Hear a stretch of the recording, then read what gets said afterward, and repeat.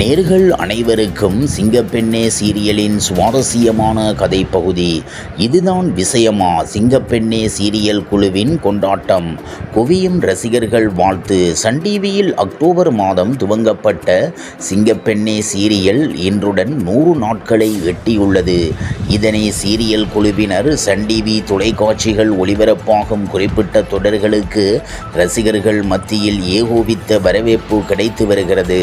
அந்த வகையில் கடந்த அக்டோபர் மாதம் 9ஆம் திகதி முதல் சன் டிவியில் பிரைம் டைமில் ஒளிபரப்பாகி வரும் தொடர் சிங்கப்பெண்ணே.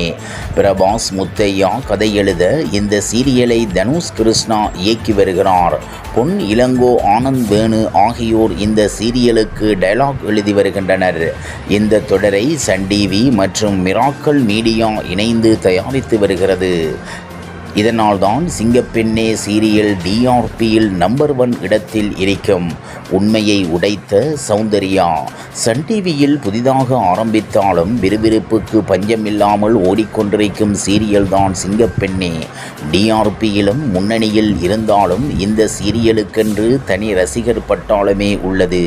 மேலும் சீரியலின் கதைப்படி கிராமத்து பெண்ணான ஆனந்தி தன்னுடைய குடும்பத்தின் கஷ்டத்தை போக்குவதற்காக கிராமத்திலிருந்து சென்னைக்கு வந்து எப்படியான கஷ்டங்களை எதிர்கொள்கின்றார் என்பதையே இந்த சீரியல் எடுத்து காட்டுகின்றது. இந்த நிலையில் இந்த சீரியலில் காமெடி வேடத்தில் நடித்து வரும் சௌந்தர்யா அண்மையில் ஒரு பேட்டியளித்துள்ளார். அதில் சிங்கப்பெண்ணே சீரியல் வெற்றி பெறுவதற்கு இந்த சீரியலில் வேலை செய்யும் ஒவ்வொருத்தரும் தான் காரணம். குறிப்பாக இயக்குனர் இந்த சீரியலுக்காக ரொம்பவே வேலை செய்கிறாரு. தொடர்ந்து இந்த சீரியல் முன்னணியில் நிற்பதை பார்க்க ரொம்ப சந்தோஷமாக இருக்கே. நிறைய பேர் எங்களை பார்க்கிறாங்க என்பதே பெரிய விஷயம்தான்.